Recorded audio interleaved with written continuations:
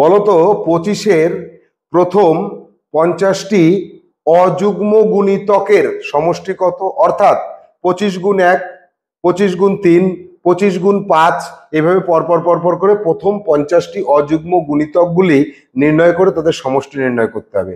এত বড় lengthy process পরীক্ষার হলে 1 মিনিটের মধ্যে কি সম্ভব?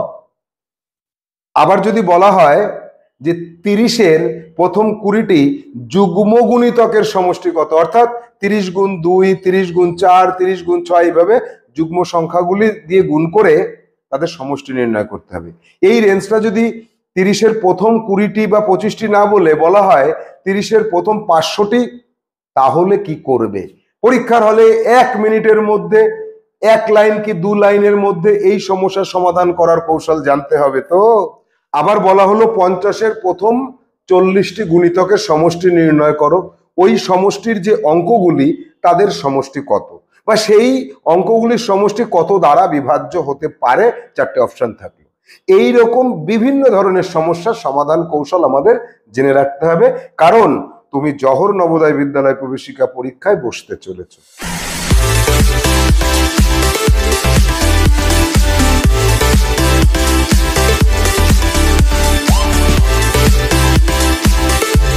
Hello students, welcome to Saha institute Jawahar Navodaya Vidyalaya প্রবেশিকা পরীক্ষার অঙ্ক ক্লাস। আজকে আমরা সংখ্যা তত্ত্ব বইয়ের সমস্যা সমাধান করব। আজ আমরা 511 দাগ থেকে 600 দাগ পর্যন্ত যে সমস্যাগুলি রয়েছে সেগুলির উপর আলোকপাত করব। তো এখানে আমরা মূলত 3টে বিশেষ ধরনের সমস্যা পাবো। যে 8-এর প্রথম 7টি অযুগ্ম গুণিতক, অর্থাৎ অযুগ্ম সংখ্যাগুলো দিয়ে গুণ করলে যে গুণিতক পাওয়া যায় তাকে অযুগ্ম সংখ্যার গুণিতক বলা হয়, তাদের সমষ্টি নির্ণয় করা। বা বলা হতে পারে 8-এর প্রথম 10টি যুগ্ম সংখ্যক গুণিতক নির্ণয় করো। বা ওই যে তুমি সমষ্টি নির্ণয় করলে সমষ্টির অঙ্কগুলির সমষ্টি কত, বা ওই সমষ্টি কত দ্বারা বিভাজ্য হতে পারে। এই যে টাইপ অফ ম্যাথমেটিক্স আমরা পাচ্ছি আমাদের সংখ্যা তত্ত্ব নামক যে চ্যাপ্টার রয়েছে বা একটা আলাদা বই রয়েছে, এখান থেকে আমরা আলোচনায় যাব। এই অঙ্কগুলি জওহর নবোদয় বিদ্যালয় প্রবেশিকা পরীক্ষা সহ অন্যান্য অল ইন্ডিয়া অ্যাডমিশন টেস্টের সব পরীক্ষা, যেমন Ramakrishna mission admission test, army school admission test, সব পরীক্ষাতে সমানভাবে গুরুত্বপূর্ণ। ভীষণ মনোযোগ সহকারে বিষয়গুলো শিখে নেবে। অনেক বড় নয়, মাত্র 2 লাইনে কিভাবে সমাধান করা যায় সেই জায়গায় আমরা আজকে পৌঁছাবো। তাহলে চলো আমরা বই নিয়ে সোজা চলে যাব হোয়াইট বোর্ডে। তুমি সামনে বই খুলে রাখবে, CW করবে, এবং ক্লাসের শেষে আমি যে HW দেব সেগুলোকে মনোযোগ সহকারে করতে হবে।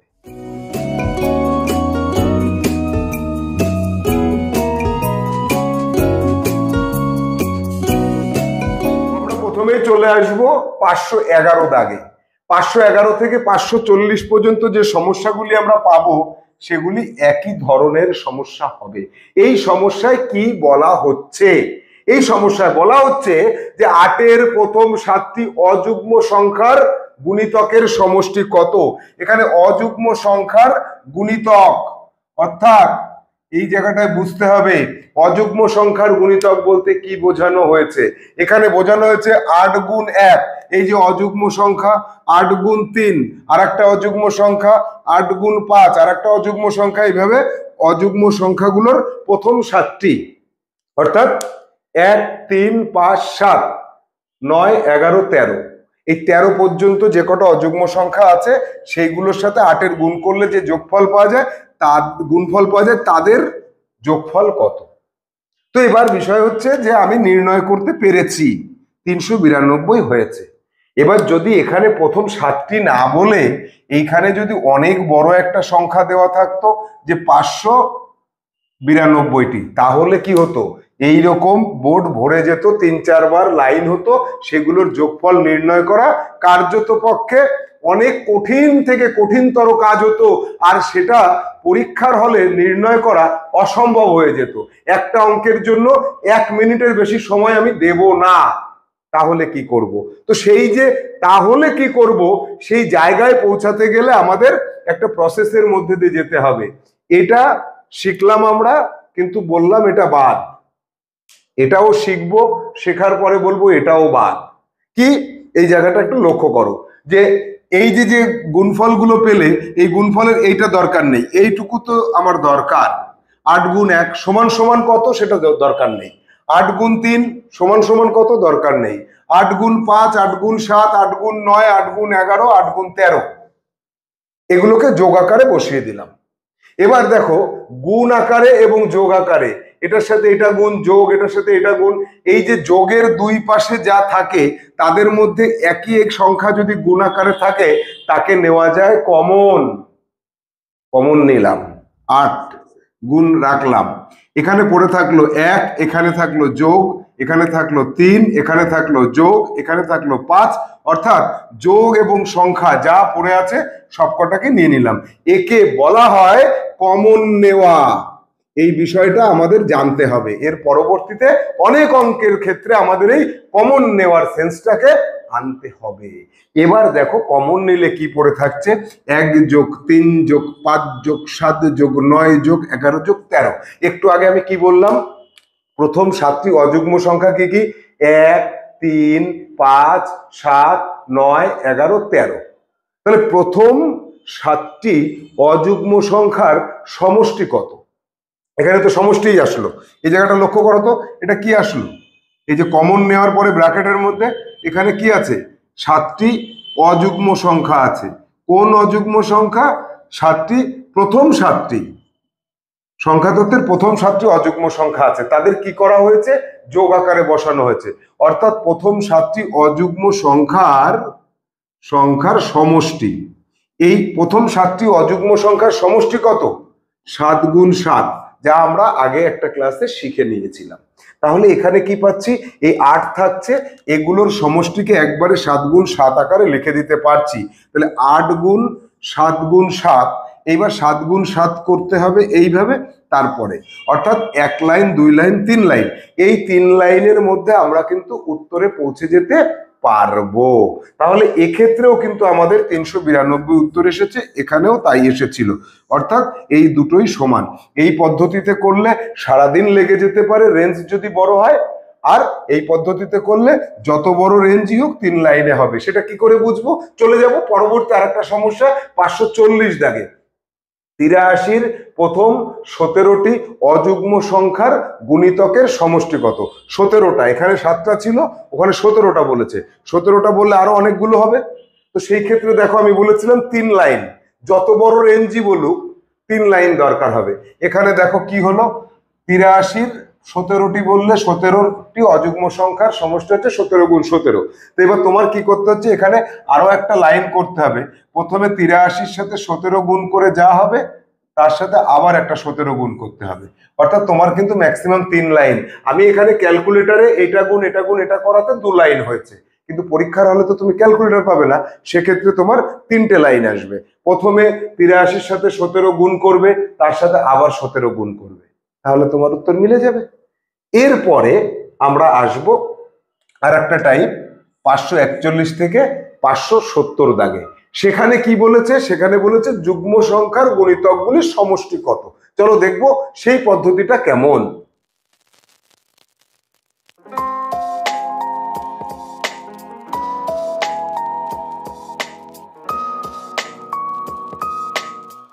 একদম একই রকম অঙ্ক, শুধু যুগ্ম অযুগ্ম এই পার্থক্য।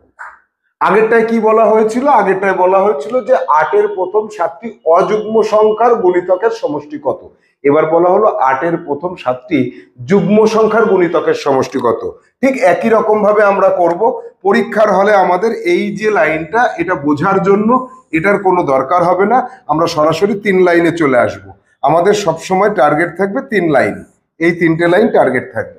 তাহলে এখানে কি করলাম, এই দুটো লাইন কিন্তু আমার বোঝার জন্য, এই দুটো লাইন বোঝার জন্য। 8-এর প্রথম 7টি, তাহলে 8 গুণ 2, 8 গুণ 4, 8 গুণ 6, 8 গুণ 8, 8 গুণ 10, 8 গুণ 12, 8 গুণ 14। কটা হলো দেখি, 1টা 2টো 3টে 4টে 5টা 6টা 7টা। তাহলে 8-এর প্রথম 7টি যুগ্ম সংখ্যার গুণিতক পেয়েছি, তাদেরকে যোগ আকারে বসিয়েছি, 8কে কমন নিয়েছি, 2, 4, 6, 8, 10, 12, 14, অর্থাৎ প্রথম 7টি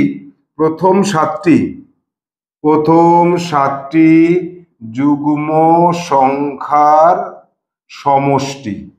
এটাই তো এই লাইনটার অর্থ, এই লাইনটার অর্থ তো তাই। তো আমি তো জানি এটা কত, 7টির হচ্ছে 7 গুণ 8, এটাই আমার সূত্র হিসেবে মনে রাখবো। তাহলে আমার ফাইনাল এই 3টে লাইন দরকার। যার বলবে তাকে গুণ করে দেব, তার সাথে গুণ করব 7টি যুগ্ম সংখ্যার সমষ্টি কত, 7 গুণ 8। তাহলে এই 8-এর সাথে 56 গুণ করে এইটাকে আমরা পাবো। এরপরে যাব যে এই 541 থেকে 570 পর্যন্ত সেম অঙ্ক। তাহলে সেম অঙ্ক যদি হয় তাহলে 570 দাগেরটা দেখবো। 83-র প্রথম 17টি যুগ্ম সংখ্যার গুণিতকের সমষ্টি কত। সেম কি বলেছে বিষয়টা লক্ষ্য রাখতে হবে। প্রথমে বলেছে 83 এর, তাহলে 83 কে গুণ করব। প্রথম কয়টি যুগ্ম সংখ্যা, 17টি, তাহলে 17 গুণ 18।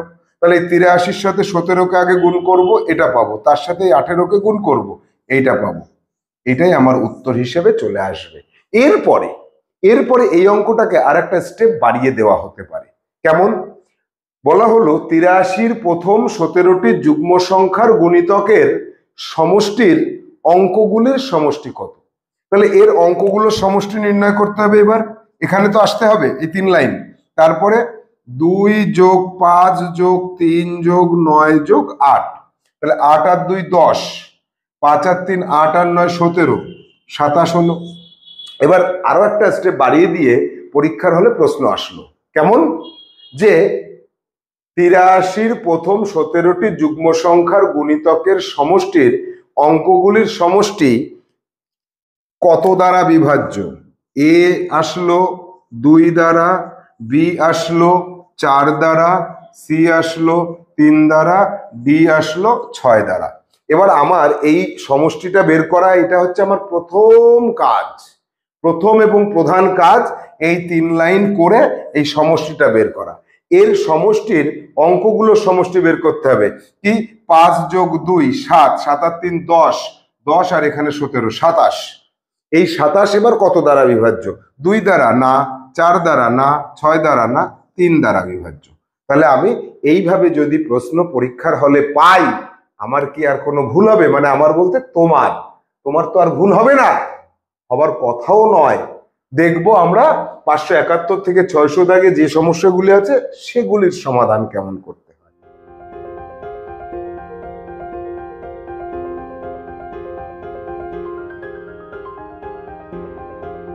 এবার দেখব